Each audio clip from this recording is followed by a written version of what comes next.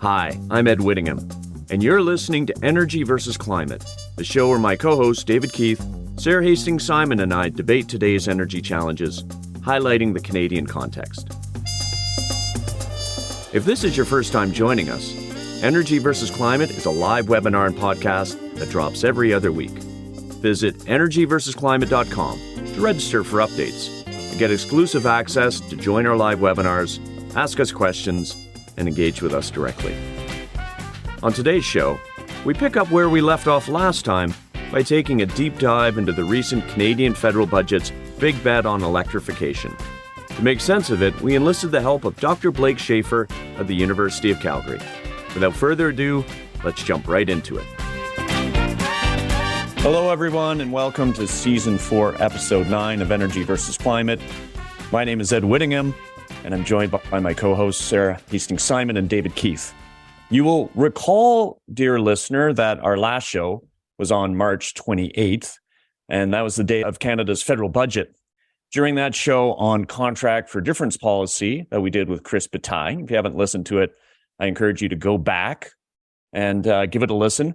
We talked about the FOMO, the fear of missing out, that was driving the Canadian federal government following the Biden administration's big bet on clean energy in the Inflation Reduction Act. And during that show, we actually speculated on what the counterstrikes might be in the Canadian budget, and counterstrikes designed to keep industrial decarbonization capital on this side of the border instead of going down to the side of the border where David currently sits. We've got an update there that we'll get to in just a moment. Well, in last month's budget on March 28th, the Canadian federal government ended up betting big themselves, and especially on powering the Canadian economy with low carbon electricity. We saw a total of $3 billion in additional support for the next 13 years for grid decarbonization, electrification, $20 billion, that's in the form of grants, $20 billion of support for clean electricity investments through the Canada Infrastructure Bank, that's typically financing. We saw a clean manufacturing tax credit that could apply to manufacturing of renewable energy and energy storage equipment. And finally, we saw a clean electricity investment tax credit that looks like it's for big transmission projects and to support new interprovincial trade of electricity. And all this on top of the tax incentives for wind and solar and low carbon hydrogen that were actually announced last fall in the fall economic statement.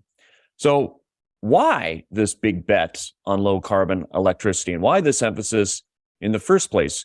Why do we need to make this kind of investment when, as some would argue, already over 80% of our current electricity comes from non-emitting sources like hydro, nuclear, wind, and increasingly solar? And what parts of our economy can we reasonably expect to be electrified? What parts can we not expect? And what does this mean for the fossil fuels we currently use to power parts of our daily lives and parts of our economy? So to help answer these and more electrifying questions, we are joined by Sara's University of Calgary colleague, Dr. Blake Shaffer. Blake is an assistant professor in the Department of Economics at the University of Calgary.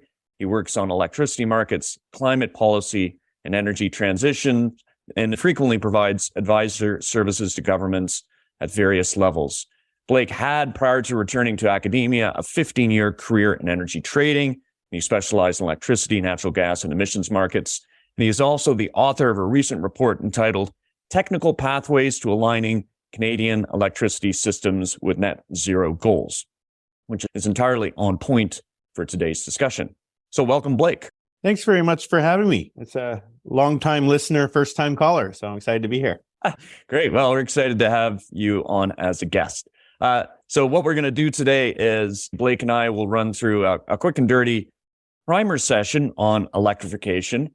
And then after that, I'll guide all of us through some Q&A amongst ourselves until 45 minutes past the hour. Then we'll get to the 15-minute Q&A with all of you tuning in. But before we get there, David, it looks like you have a new office backdrop, which suggests that you might actually have a new job, and would love for you to tell us about it. How did you possibly guess? Yes, I'm at University of Chicago in my new pretty much empty office here with piles of boxes all around that you can't see. So yeah, I've taken a job at UChicago as the founding faculty director of something called the Climate Systems Engineering Initiative. And this is, at least in my little word, a pretty big deal. It's the first time that a really top research university is committed in a kind of formal consultative way to really push seriously on research on these topics of solar geoengineering and carbon removal, this intersection we're calling climate systems engineering. And we expect to really be a big effort. There'll be quite a lot of faculty hires and a series of different pieces connected with this. And so that's really quite unprecedented. There have been other small efforts in these topics, like the one I started at Harvard and elsewhere, but they've all been kind of bottom up, driven by a single enthusiast, often against kind of opposition, because there's been concern about whether there should be any research on these topics. And this feels really different to have a university do this in a kind of a large scale way. So I'm really excited and intimidated. I'll be here a lot of the time the next while, but I'll still be in Canmore. That's still long-term home about a third of the time. And I guess on a note connected with this topic, I, on Friday, got here, moved into my apartment, met the moving truck, got a new bicycle and a new electric car, my first electric. That's kind of exciting. Awesome. Well, and it begs the conversation, an actual longer EVC conversation on climate systems engineering, which we've been promising for a while, but we will get to it. And yes, go ahead. And actually, I should just go on and on that note, I've had that electric car now for quite a few days, and I've been to the airport and back and various places, and I still haven't figured out how to charge it, because charging is not as convenient as it should be, even in my fancy apartment. I mean, I'm not worried that I will fail, but this illustrates the fact that on the ground, even in urban Chicago, it's just not quite as easy as it should be. Well, I hope you do figure out how to charge it. Otherwise, you plug the thing into the connector, and then... Well, I was trying to do it on the cheap in this fancy apartment, because there's a lot of just regular plugs, which would, give me some charge overnight, but they seem to have disabled all of those. It does come with a free 2 years of Electrify America fast DC charging. We certainly will figure out how to charge it, but it just isn't quite as easy as it ought to be. Well, we look forward to hearing more about your research. So let's turn to Blake. Let's get back to the topic du jour, or build upon the topic du jour of electrification. So Blake, Feds have bet big on electrifying the Canadian economy, and they bet big on increasing the role of electricity for end-use purposes in Canada. Why do we need to do that? Yeah, I like a quote from Jesse Jenkins, the modeler out of Princeton. He's got a great quote about the role of electricity. He calls it the linchpin, sometimes the cornerstone of net zero ambitions, for two reasons. So one is we can clean up the production of electricity, so make it cleaner on the supply side. I think you noted at the outset, Ed, that that's an advantage Canada is starting with. So we've got this huge head start in terms of a decarbonized system. Over 80% of generation is zero emission, largely due to the historically large hydro systems we have across the country. And so that lends itself into, why don't we take advantage of this fact that we've already got this clean system? The US is sitting around 40 or 50% clean.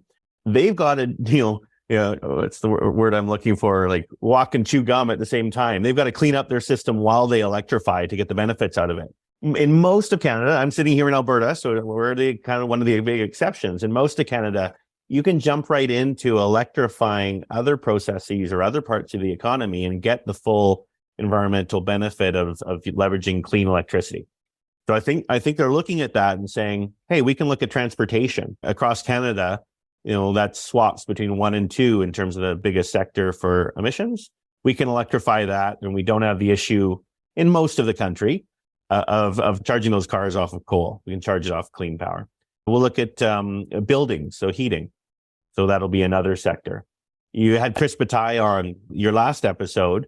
Chris is the specialist I think of when I think about the harder to decarbonize industrial sectors.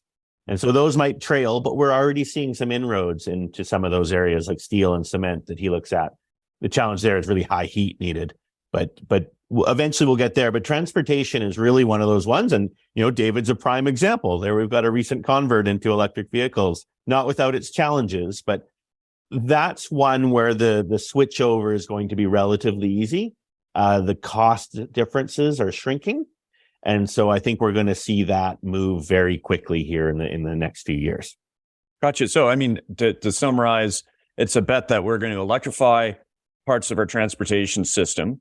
We're going to electrify heating for not just residential buildings, but also commercial buildings. We're going to electrify parts of heavy industry, like, electrify, say, cement kilns where possible. But what degree of increase in electricity supply are we talking about? Just use finger math. And maybe a turn to you, this would be a good time to just touch upon the difference between capacity and generation, because that's going to play out throughout our conversation. Sure. Happy to do that. In terms of numbers, the studies differ on this. I always use a rule of thumb is around a doubling of energy, so of actual generation needed, so electricity. So we're going to increase the amount of electricity generate because we're going to be using less of other energy forms. If you look at overall energy use, this tends to decline because many of our electric uses are more efficient. The car is a great example. You use that electric battery. It's far more efficient than an internal combustion engine because of all that heat that comes out that's wasted off of an internal combustion. The overall energy might decline, but electricity as a share of our final energy use will increase. So a doubling is a good rule of thumb. And I've seen anywhere from an increase of, 1.5 to 3 to 4. And that probably depends on just the extent of electrification that occurs. The thing you mentioned, generation for capacity, I love that. That's part of my lecture 1 in my electricity markets course. Sarah and I taught a electricity 101 for journalists workshop for a few years. And we also use that because it often gets confused.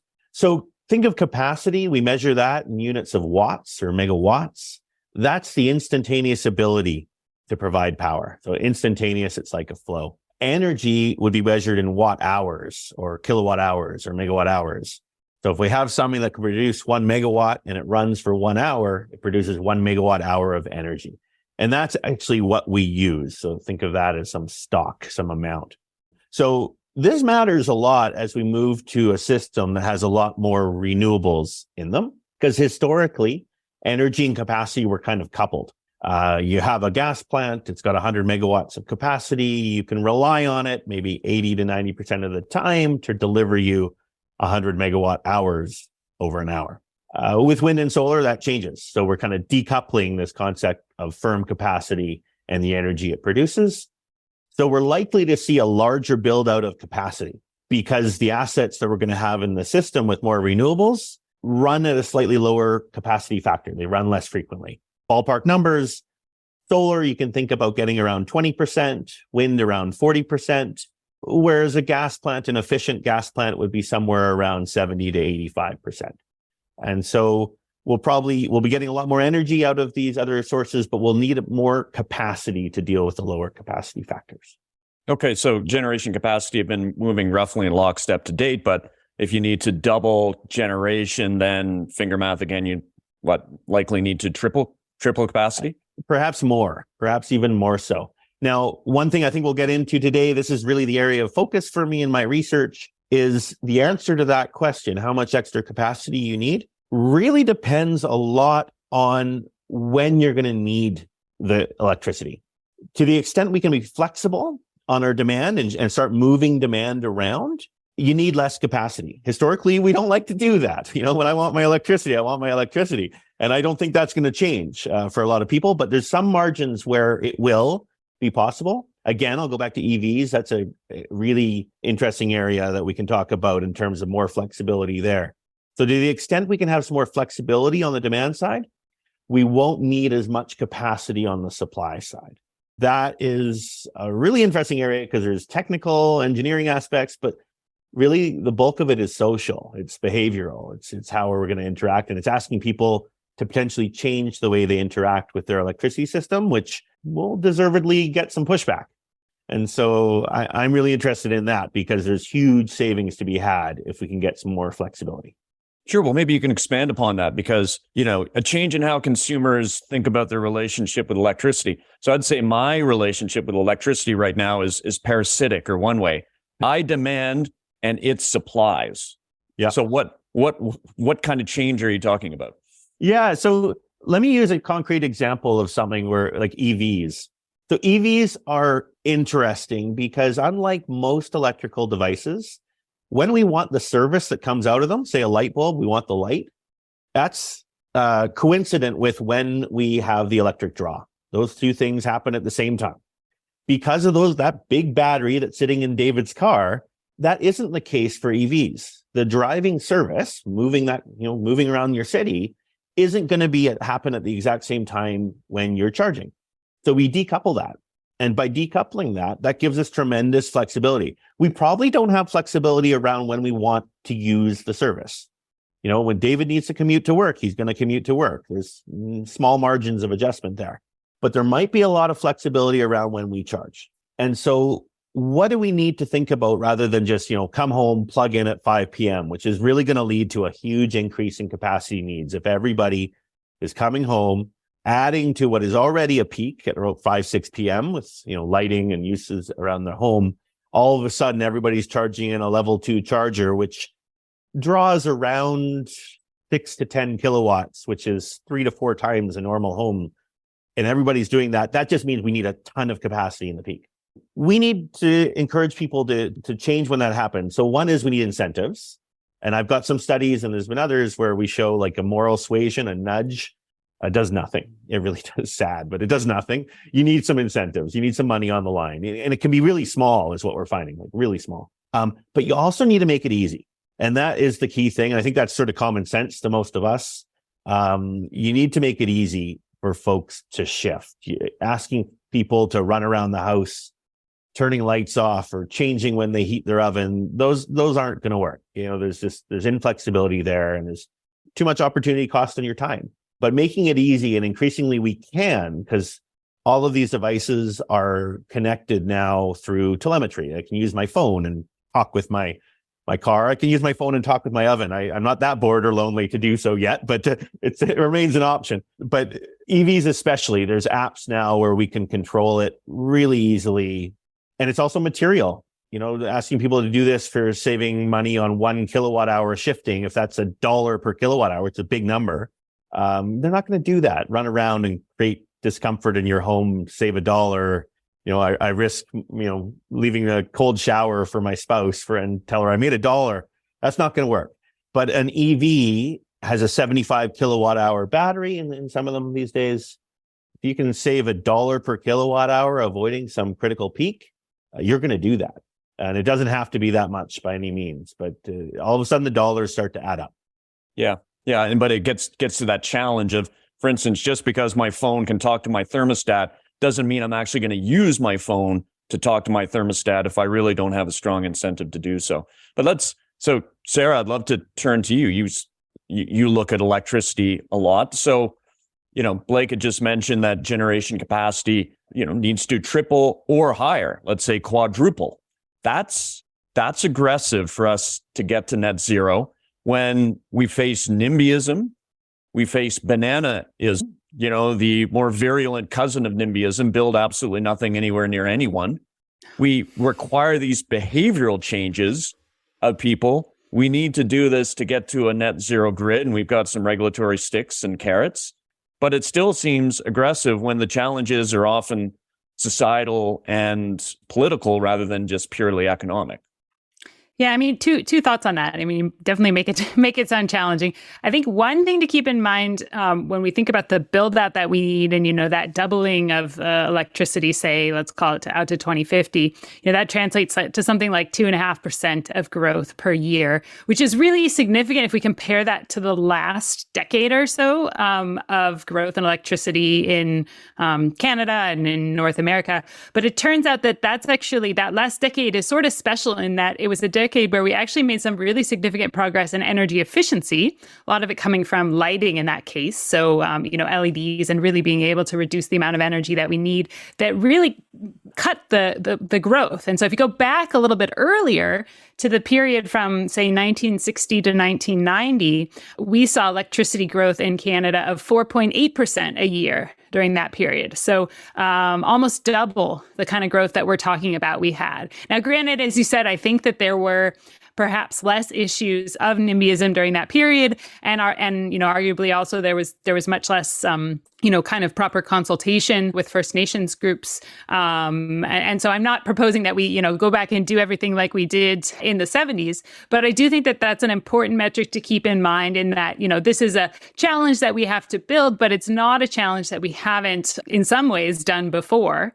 I think the other thing when it comes back to electricity, and particularly, the significant amount of electricity that we use in our homes, is that it is, it's about finding different ways to make this attractive to people and make it work for them, right? Like Blake was saying, there's opportunities to have savings that are material and that gets people excited.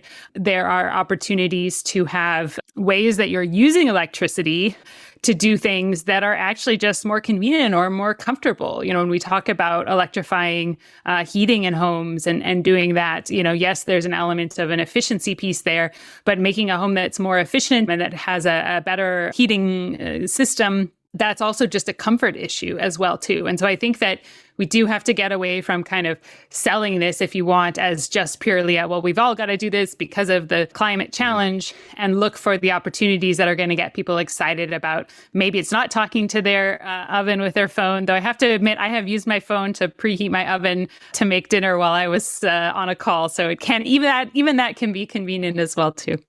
Yeah, Can quick I just story. add to that, Ed? Sure. Yeah, go ahead. Because Sarah said this before, and I fully agree with her. When we're forecasting the future and looking historically at we haven't built that many batteries. How are we going to build that many batteries? A lot of the, past gives us an indication, but it doesn't portend the need because we didn't need to. So why would we look at flexible demand? We've never done that. We've never gotten people to be comfortable with that because we didn't need to. We had a system that was comprised of dispatchable, flexible supply.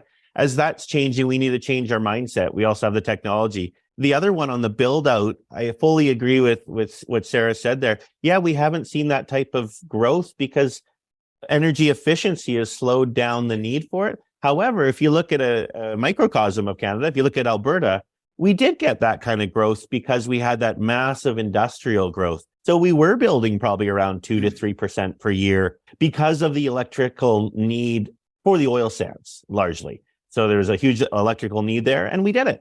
And so it is possible when it's needed. Yeah, and we've had explosive growth, frankly, of solar generation in Alberta in the last 3 years that has exceeded even the most optimistic of forecasts.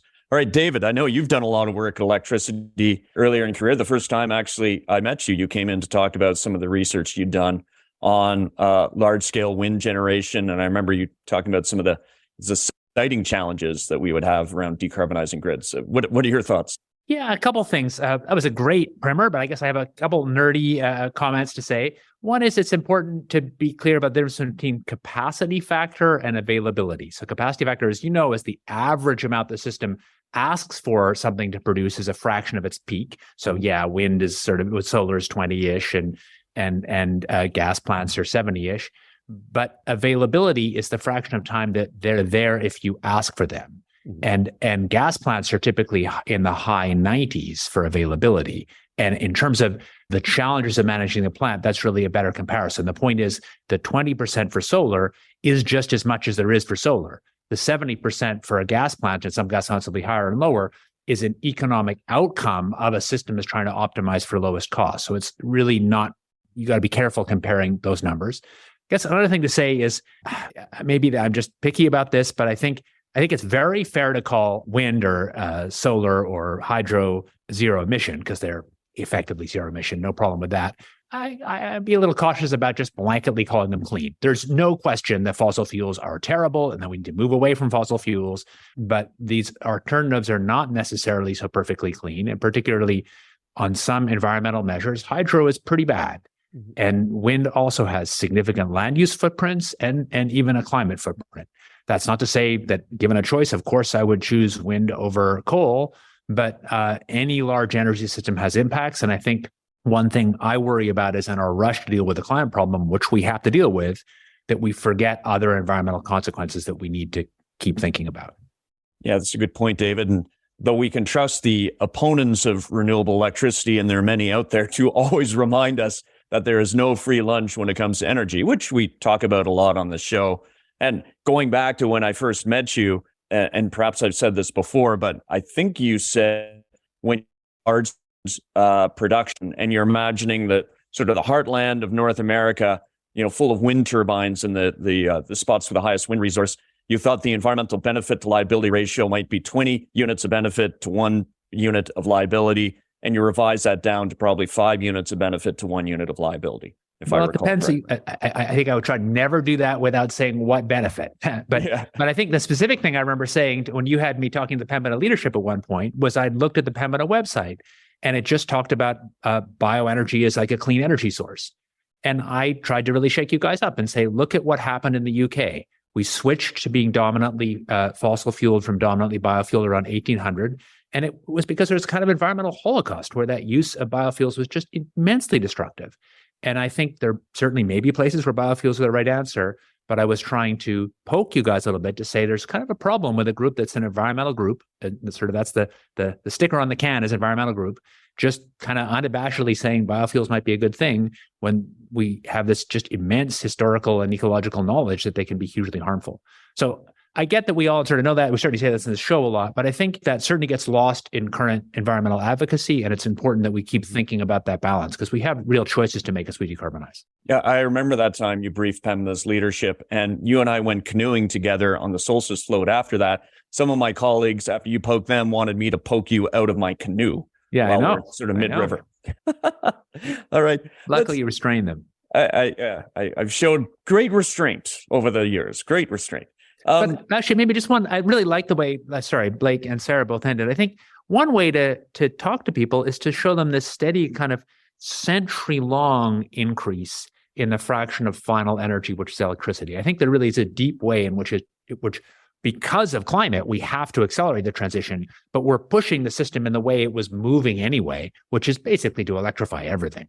Let's talk about on this feasibility question. Let's talk about transmission. Because, and Blake, maybe I could turn back to you.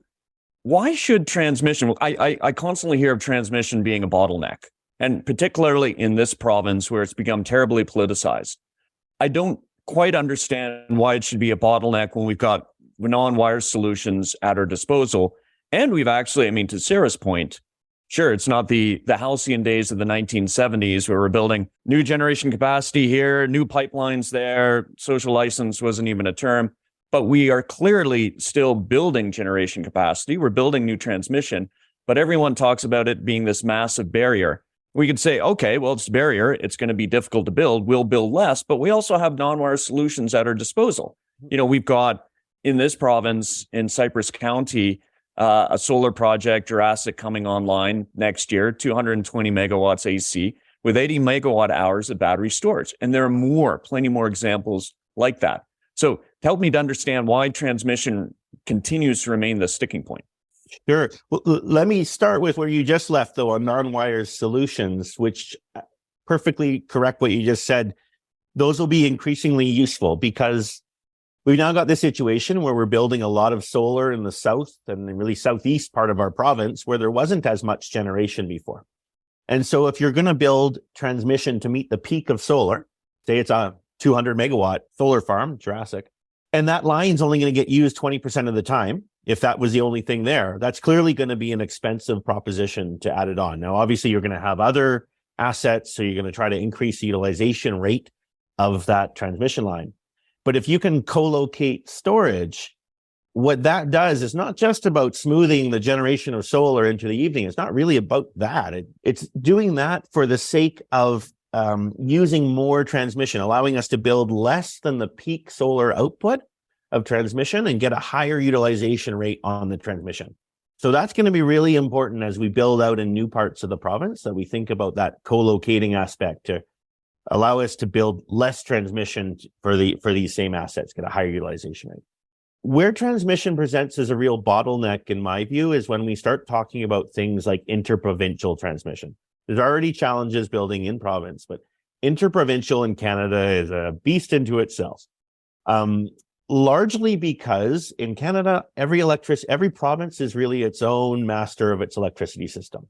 And they also have very different structures. Most of Canada is on a traditional cost of service, monopoly utility, often government owned. Alberta is very different in that it's a competitive generation system. And so trying to connect those is really challenging because there's really differences in outcomes. You have a lot of different players with different roles here that stand to gain or lose, with different power in terms of their voice and how much they're heard. And so tying those together is challenging. And there's just the general aspect of building linear infrastructure in this country and all, US as well is hard. Yesterday, there was actually an announcement, the Trans-West Express, which is a very large high voltage DC line running from Wyoming Wind down into the Nevada-California border. It got approval from I think it's the Bureau of Land Management yesterday to start construction. That's a big deal. That was first proposed, where are we now? 2023. It was first proposed in 2006. So however many years that is, that's how long it's gotten to the point of, okay, shovels in ground. And we're not that much better here. So that's one of the issues we face in terms of building out transmission is you have the different players who stand to benefit, who are going to create opposition. You have traditional land rights and treaty rights challenges of building linear infrastructure, mega project risks. So there's a lot of obstacles. The reason folks like me and Sara and others, speak so highly of this is pretty much every study you look at in terms of the cost of decarbonizing shows how much cheaper it is to try to decarbonize electricity supply when you aren't just making yourself little electric islands, when you can, it's like principles of trade. I'm an economist. So when you can trade with your neighbor, you're going to find some advantage. And BC Alberta makes a great case because we have a much better solar and wind resource here. We have much higher capacity factors of those two things. BC is much lower and is higher cost in terms of the sites they have to build them. BC has much better assets in terms of flexible capacity. They've got a lot of storable hydro and about to add to that with Site C. And so the mix there, the trade, and it's a two-way trade, is really mutually beneficial. And I've been working on this for many years. I've worked on both sides. I was at BC Hydro for part of my career. I was at TransAlta for part of my career. I advised both governments, but there's a lot of obstacles. I won't pretend there aren't. I've advocated at both governments for a thing. I feel like we've tried forever. There's just a way in which it seems to get no traction. It's really hard. The only difference now, of course, so my dad is actually an economist as well. It's the family business. He told me, he went to the Senate, Canadian Senate, and presented on the Grid West proposal, I think in 1984. So the same concept. And then here I am doing the same testimony 40 years later. The big difference is there wasn't much reason to do it before. Everybody was self-sufficient, mostly trade with our U.S. neighbor, bigger markets. The biggest difference now is this push for decarbonization. That's the increased value. So that's why you have the Fed suddenly really motivated, excited, willing to throw some serious dollars at it. I don't know if I can be political at all on here, Ed, but the Trump years showed us that, relying solely on the U.S. as our main trading partner is potentially risky. So having a little bit more east-west connection, I'm not talking about across Canada wires, it'll be regional, but having a little bit more trade within the country and a little less reliance on the U.S. is probably not a bad idea to diversify a little bit that way. Yeah, and going back to budget 2023's big bet on electrification, so there was a new tax credit in there that is a clean electricity investment tax credit largely for Crown corporations. It's eligible for taxable, non-taxable entities, but it's seen as a big bet and a big fund for Crown Corps for big transmission projects, and it's eligible for interprovincial. The challenge is it isn't so much economic, it's that to what you're talking about, and we've talked about a lot on the show, Blake. We know where the strategic interties are, but there's interprovincial politics, Crown corporations, little fiefdoms, all these barriers, and one intertie that also makes sense is between Saskatchewan and Manitoba. Yep. But you've got SaskPower, Manitoba Hydro at each other's throats, and Manitoba is going through a drought period. So right now, you could say, all right, well, we want to do this, but Manitoba would say, hey, if we're worried and we're hydro-based and we're going through this drought, the last thing we want to do is be exporting our electricity to Saskatchewan right now. And oh, by the way, we don't like each other. Yeah. Although I'd say on those two, you're right. They don't necessarily like each other, but there has been a little bit more cooperation, smaller scale, but there actually are some deals and some transmission expansion happening. It's in a way a little bit easier because they're two Crown corps. So yeah, maybe sometimes they butt head, but at least they have the same structure. And so deals are a little bit more possible. I mean, that one's a great example. If you think about if that was one Saskatoba and they were looking at decarbonizing Saskatoba, Well, they just built the Kiosk Dam, which instead of dealing with Saskatchewan, they deal with Wisconsin and North Dakota in contracts.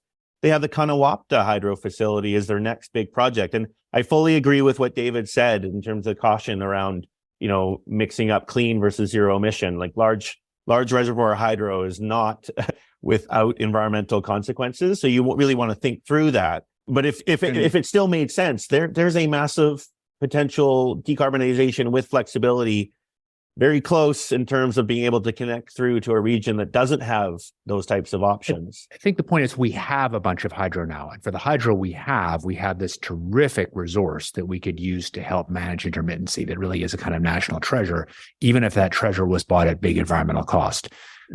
I can't resist. You kind of implied that big hydro is the problem and small hydro is somehow better. I have, that's a common claim in the environmental community. I've looked hard for evidence to back up that claim, but I've never found it. Well, I would say the biggest difference there would be the reservoir, the flooding, and sure, but you've got to measure it. Got it, but you got to measure it in per unit benefit. Yeah. And run of river has lots of impacts. So I think it's one of these common things that advocates like to say, where you search. I've literally spent hours looking. I just don't think there's evidence to back it up. Okay, I want to bring Sara back in. Sara, love to get your thoughts in transmission, and then I'd love to talk about local stakeholder concerns. I'd made this sort of flippant quote about the halcyon days of the 70s when we're building energy infrastructure left, right, and center. It's harder today. Social license is an issue.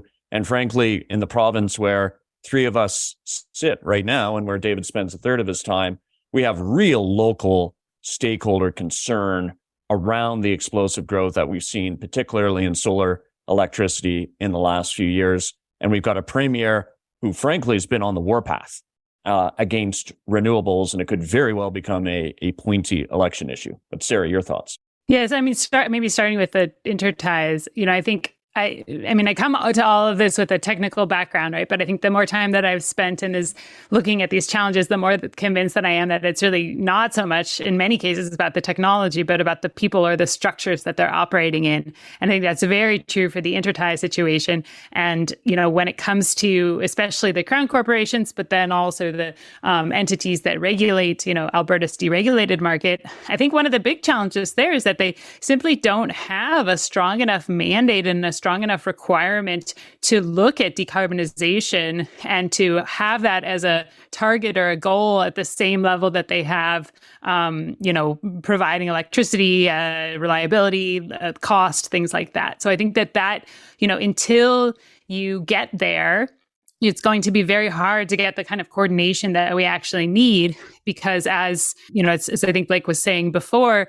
the big thing that pushes us towards interties as a solution is the decarbonization challenge, right? And so as long as you say that you should decarbonize, then, every study that I've ever seen about Canada shows that it's, completely advantageous to do so by building interties. If you're not necessarily trying to do that, it's, it may still make sense because there's trade, but it's harder to make the case. And that is, I think, part of the challenge. When you go back to, these crown corporations, you can have individuals within them that have, say, good intentions, or you can have sort of a general sense of, oh, yes, we want to somehow, reach these decarbonization goals.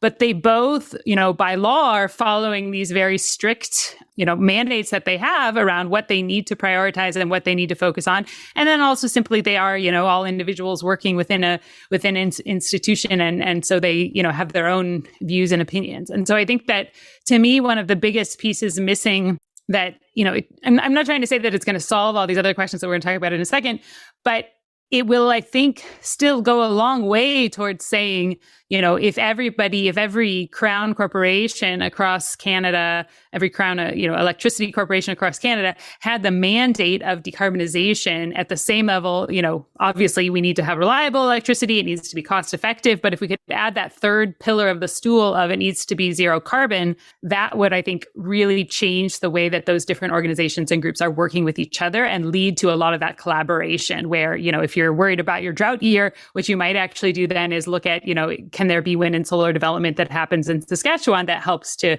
we can be importing that power in Manitoba in a certain way. And I think that then ties to this broader question of, landowner impacts and stakeholder concerns, where I think one of the challenges that I see there is that there are two pieces to it, or I would separate it out into two distinct groups, right? And I think there is one group, and this is starting to be better documented, right? There's one group of these concerns that are really not legitimate concerns. And there's a second group. So I'm not saying that everybody who has concerns sits in this bucket, but there is a significant effort ongoing by legacy, fossil fuel producers to create, sometimes people call it, astroturfing, but to create this sense of concern and give the impression that there are a local or landowner or, community concerns that are simply trying to prevent an acceleration of a transition, right? And that is, I think, very effective. And I imagine that,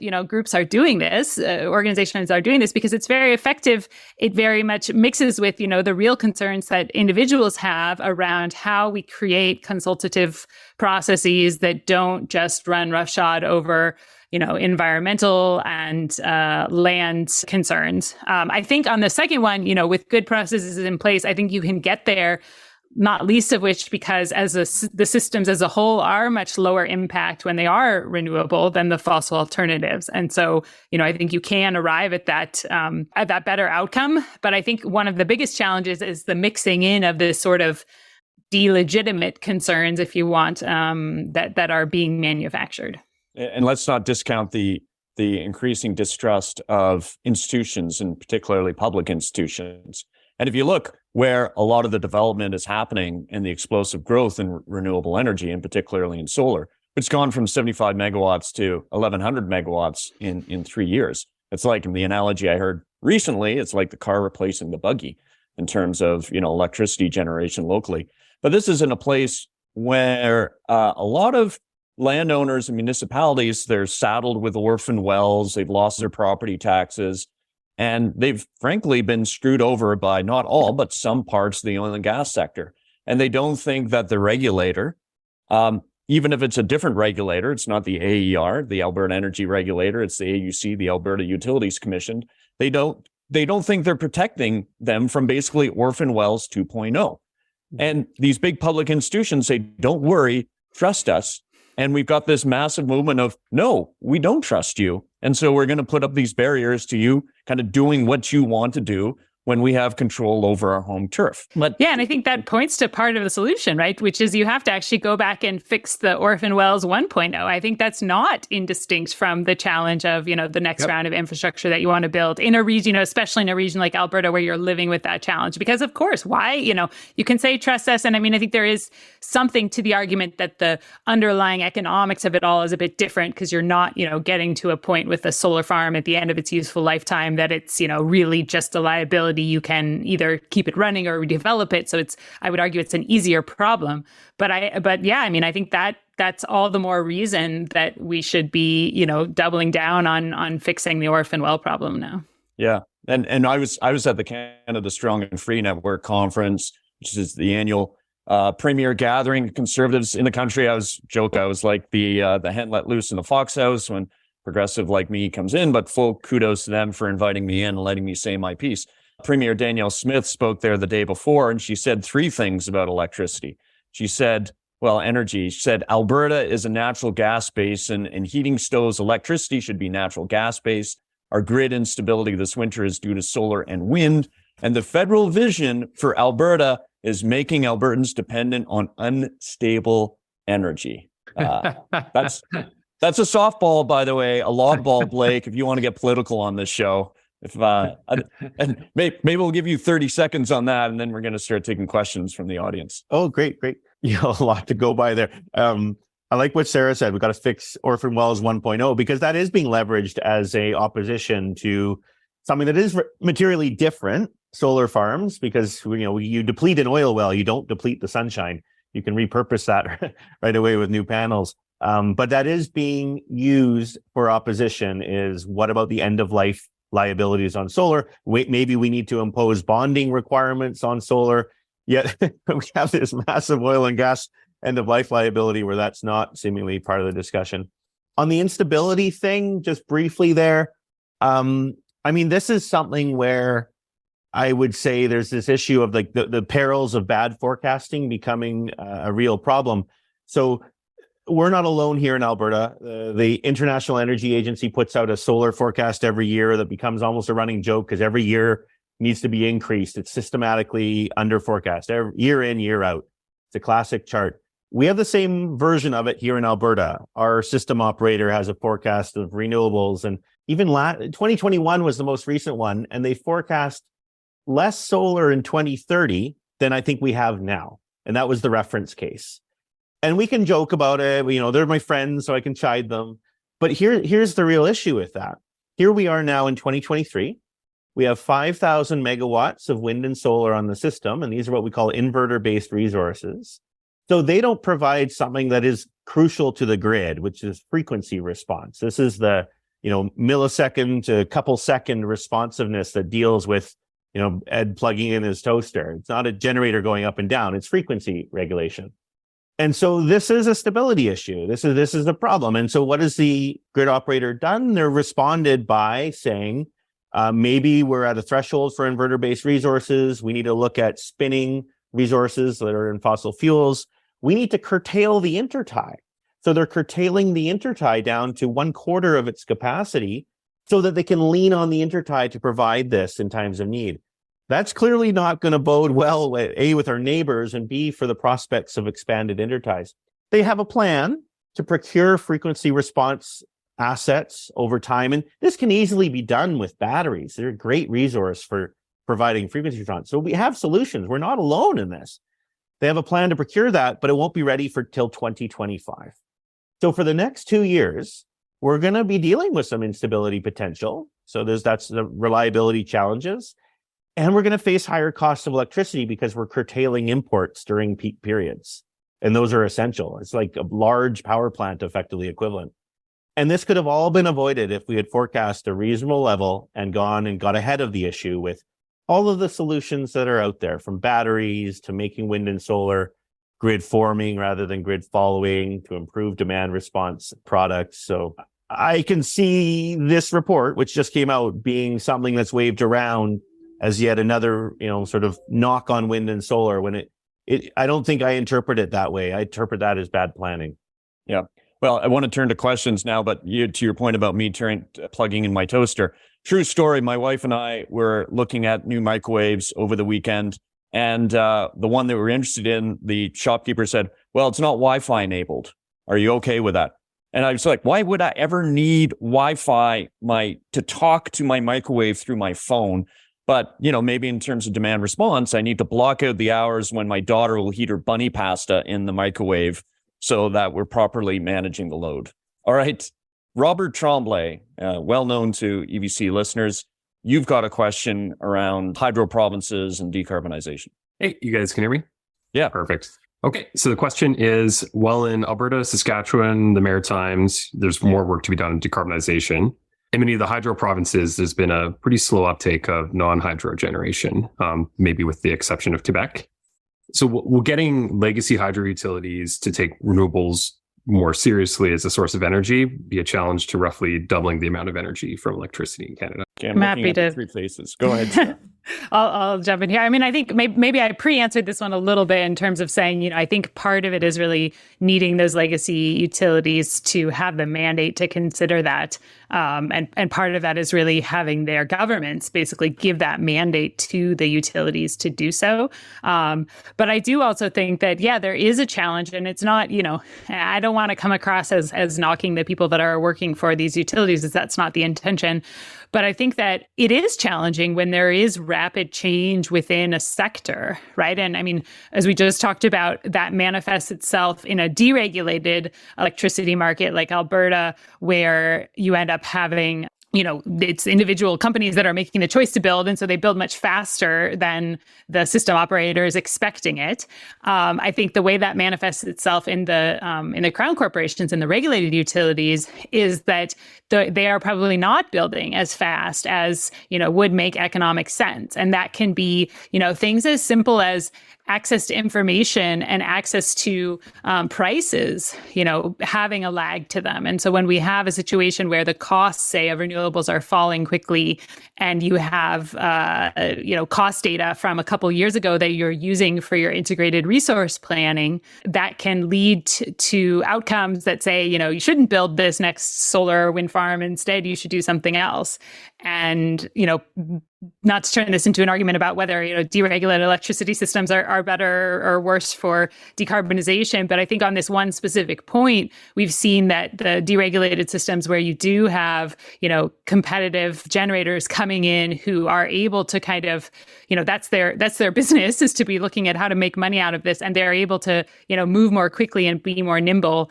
They're also able to be in this situation where some of them don't, say, own those older assets that would be, see less generation or less utilization as a result of the build out of renewables. And that is, I think, another, well-documented challenge too. So, I think that there is a challenge there, flip the challenge on its head, though, and say that there's a massive opportunity. And if you get this right, you can get those crown corporations to move quickly and, be thoughtful about where they're building and put the full power of the state behind that build out. Yeah. And I'd say if you're in a hydro province and you're a crown corp and what is hydro, I'd also know, where's the new mega hydro going to be developed? After Site C, after Muskrat Falls and the boondoggles and the public concern and the cost overruns, I may be missing it, but I have a tough time seeing large new hydro going ahead in Canada when the alternatives right now are much cheaper. Maybe that's I think simplistic that's true. view, but, I mean, I think I've seen some interesting numbers. I don't have them in front of me, but there is some room for some upgrading of turbines on existing facilities, right? And so I think that is part of, we need to be looking at an all of the above solution. I usually hate that, but when it comes to hydro, I think we should be looking at turning over those rocks of where can we be getting more out of our existing assets. Looks like David maybe knows more. Yeah, there. I mean, I agree so strongly. And I also want to add, I really agree with what you said earlier, Sara, about the challenge of siting and the need to get the crown corporations to think differently. And that's really about the siting laws. But on the point you just made, which I also agree with, I think it's crucial for Canada to fund some kind of strategy and study to look at its existing hydro resources and ask not about adding new total capacity, but about adding the ability to swing that capacity up and down, being clear that's not going to be cost-free or environmental impact-free, but it's a huge potential benefit. We need some kind of serious study to play off the benefits of using hydro as a way to manage intermittency, because it's still much cheaper than batteries, against the risks on a site-by-site basis, doing the engineering, really understanding how we do it, because it's a really unusual national resource that we have. My first job at BC Hydro was exactly that, David. This was 1999. Was looking at changes to our ramp rates, so the movement of up and down, and also looking at the adding of more turbines in existing dams. So I don't know if Quebec probably does this too, but BC built their dams with empty slots for more turbine expansion. And so those are great incremental projects. And also maybe pump storage. So in places where you've got a dam and a river and a little bit, you got to ask how much it would cost to add a little incremental pump. And then you've got to have some coherent way to look at the trade-off. I agree. Site C is over $10,000 a kW, as well as being an environmental disaster. It's an economic disaster. So I think new hydro is not what we want, but figuring out how to deal with the hydro we have and even add pump storage is something we should look at very seriously. Absolutely. And Dave, let's not forget it's an archaeological disaster too. Environmental, economic, and archaeological. Yeah. Okay. I want to get us to another question. Tom Cullen, I'm going to read your question. Ontario's just announced a new TOU system. TOU is time of use system with ultra low overnight rates from 11 p.m. to 7 a.m. of 2.4 cents per kilowatt hour. Daytime rates of over 20 cents per kilowatt hour. And this is particularly for EV charging. What do you think about this approach? Blake, can we turn to you? Yeah, I can speak. I'm running a pilot right now. I just finished with NMAX, which is the utility here in the city of Calgary, where we offered a discounted overnight rate. Not that cheap. That's amazingly cheap. That would be the equivalent of, so the per kilometer equivalent would be 5 cents a liter for a gasoline car. So this is really, really cheap. But what we found was that before offering any incentives, when we just had flat prices across the day, here in Calgary, it's about 45 to 50% of all charging is done in the off-peak hours, those hours listed there. When we gave people a 3.5 cent per kilowatt hour discount, so they're not paying 3.5 cents. That's 3.5 cents off of like what is all in around 15 cents these days. So they're still paying around 11. Just that little discount, the share of off-peak moved up to 80%. That's a massive treatment effect. So it suggests responsiveness that is unheard of in electricity demand right now. And this sort of speaks to how EVs are just so different in terms of ability to respond. It's super easy to do so. It's not everyone. There's going to be some that have workplace charging or daytime, but for the large majority, at least of current uptake of EVs, that rate is going to get, probably 90% of EVs charging shifted. There'll be some other homes. I saw some chatter on the internet of people with water heaters putting in timers. I've got other pilots where we're seeing that is extremely effective as well. So tanked hot water systems will probably shift as much as they can into the off-peak. Obviously, there's a lot of load that you can't shift, but this will be very effective in shifting. I'm going to say, do you think, anytime soon, and I know it's Alberta specific right now, but we're going to get time of use advantages for people like me and becoming increasingly common. We've got solar systems on our roof, but right now there is zero incentive to engage in any kind of arbitrage to put in a storage system and export to the grid when the pool price is the highest, because no matter when those electrons flow out, then we're just getting the same rate. Do you see that cracking anytime soon? Eventually. So we have two big barriers there. So one is lack of smart meters. We need interval meters that record the hourly flow of usage and export. You probably have that with your solar, but it's not ubiquitous around the province. It's rolling out. I'm also working with Fortis. Their rollout plan is by 2032, everybody will have one. We need that faster to take advantage of these things. ATCO is running a pilot right now in Grand Prairie. So it's coming, but that's the first thing. The second would be we need our retailers, and that's kind of unique again here. We need retailers to have exposure to the household meter. So that way they can be really innovative in offering products that create those incentives, just like in the UK where they have that. And I don't know if you guys follow Octopus Energy. They're my favorite utility these days. They're doing really innovative things in terms of incentivizing folks. And they can only do that because they have exposure to the household meter. So they have the incentive. Right now, if a retailer were to do something innovative with you, Ed, what would they be doing? They would only be benefiting your wires provider. I don't know, in Canmore, maybe your Fortis or ATCO. They're only benefiting them because they face the average shape. So we need to give exposure to the household. We need to get those smart meters in place. The fact that you said favorite utility betrays a certain degree of geekiness when it comes I have their to trading electricity. card. Yeah. Yep. Which is exactly why we wanted to have you on, Lake Shaffer. And I apologize to everyone out there in EVC land. We have just run out of time after only 2 questions because they're such great questions. We know that there are a bunch more there. We can always try to continue this conversation offline in some sort of social media forum. But let me just say, on behalf of the 3 of us, thanks, Blake. This was terrific. You're a wonderful guest, and we're really grateful to have had you on Energy versus Climate today. Thanks for having me. Thanks for listening to Energy versus Climate. The show is created by David Keith, Sara Hastings-Simon, and me, Ed Whittingham, and produced by Eva Voinigescu. Thanks to Hannah Tai, Priya Kunikulato, and Crystal Hickey for their production support. Our title and show music is The Wind Up by Brian Lips. Sign up for updates and exclusive webinar access at energyversusclimate.com and review and rate us on your favorite podcast platform. This helps new listeners find the show.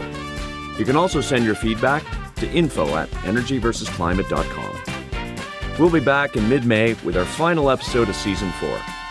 We're going to take advantage of David's new role as the founding faculty director of the Climate Systems Engineering Initiative at the University of Chicago to finally tackle the thorny subject of solar geoengineering.